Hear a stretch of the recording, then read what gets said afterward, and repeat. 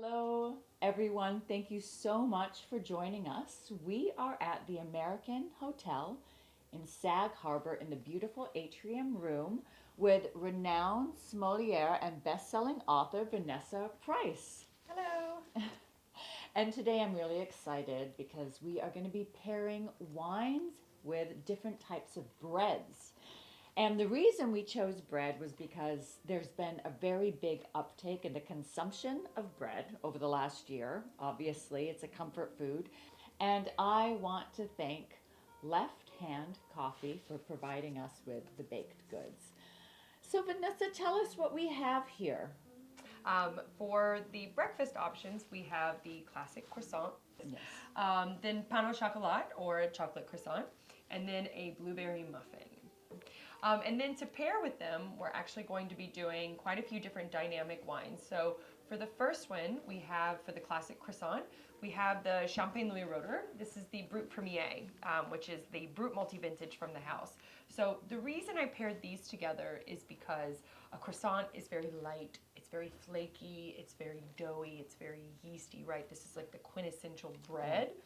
And there's a process that happens in the making of champagne where the wine actually goes through a process where the wine sits sur lie. And lie is a really pretty French word for dead yeast. Ah. So once the fermentation is finished in the bottle, because that's really where the fermentation happens, is in the bottle you drink it from. The yeast die once there's no sugar left to eat, and then they turn into this very sort of silky, bready sort of. It's really cool to hold them in your hands, right? Like it's got that sort of sensation to it. And what happens is the wine sits with those yeast or dead yeast or lees, whatever you want to call them. It starts to take on the character of that, and that's why you get that bready, doughy, yeasty richness from champagne as well. So the quintessential champagne with the quintessential croissant. Try? Yeah. Okay, perfect. I'm going to go ahead and pop our champagne since we haven't done that yet. Would you like to know a trick about opening champagne? Yeah. Okay. So when you open a bottle, Okay. First things first, once you open this cage, you're responsible for that cork. The pressure inside this bottle is about 3 times that of a fully pumped car tire.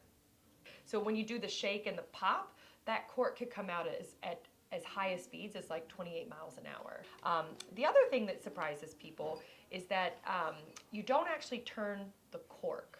Ah. You turn the bottle. You want to keep control of it. And if you're using both hands instead of just one, right? Like if I hold this against the table and I try to twist it, there's no push and pull action here, right? Okay. But if I put it in my hand, I use my dominant hand for the cork. I use Okay. my non-dominant hand to turn. If I actually just hold on to the cork and turn the bottle. This looks harder though. Oh no, it's way easier. You're kidding. It's so much easier. It's like 10 million times easier. Oh Then my listen. God. Yes. Right? Instead of Yes. the that happens. Yes. Nice. So you don't have to hear that pop. No, it's better if you don't. Because see? that pop is the sound of carbon dioxide leaving the bottle, right? And for champagne, it takes years for them to get the sparkle in the bottle. So if the moment you open, able to keep it. Exactly. Yes. Here we go. So a little bit of bubbles. And for anyone that's wondering, this is in a white wine glass instead of a flute, because here at the American Hotel they have flutes and they have white wine glasses. You always want, especially with the fine bubble, whether it's champagne or coming from elsewhere, you still want to be able to have that ratio of liquid to air inside the glass. So when you put it in a flute, right, you're filling a flute all the way up to the top of the glass. While I'm tasting it with the croissant, what am I looking for? What am I finding? The idea behind food and wine pairings, and I think this is sometimes what gets missed, yes, croissants are delicious on their own. Yes, champagne is delicious on its own. But when you have the right food and wine paired together, it heightens the experience of both of those elements. So next in intensity of the wine would be the blueberry muffin with a Canadian ice wine. So Enniskillen is probably the house, right, of all the Canadian ice wine houses. This is the one that is the most iconic, the one that sort of resonates globally, that most people recognize, specifically coming from the Niagara Peninsula. Oh, that's fantastic. Here, so the good. sugars have been so caramelized that they start to take on a little bit of that good burnt. Well, and you know what is often counterintuitive for people? When it comes to sweet foods, you need a wine that is as sweet as the food, if not more sweet. Oh, why? Because sugar actually diminishes our ability to perceive sugar. So you need a wine that can match the sugar intensity, if not outpace it. And then the third, we're gonna definitely ratchet up the intensity here. This is the Ramos Pinto late bottle vintage ruby port. So we're gonna pair that with our pain au chocolat.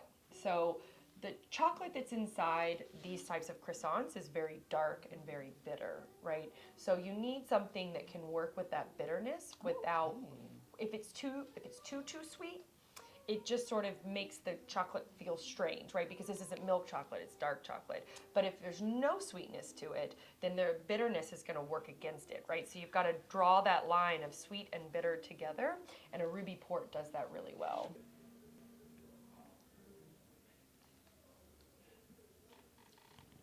My mind is blown.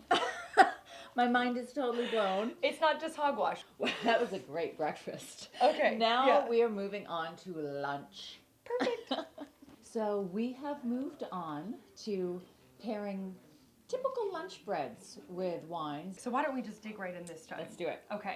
I'm excited about the pretzel because usually pretzels are typically paired with beer. We're going to be doing Roeder Estate, which is a sparkling wine coming from the Anderson Valley in Northern California. We're doing an older vintage. So this is 2007. almost 2007. Let's see how it works with our salty Okay. pretzel.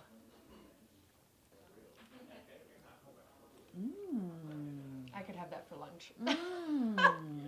So it sort of highlights, right? It brings the saltiness out, but not in a way that it becomes offensive. So we're moving on to our focaccia.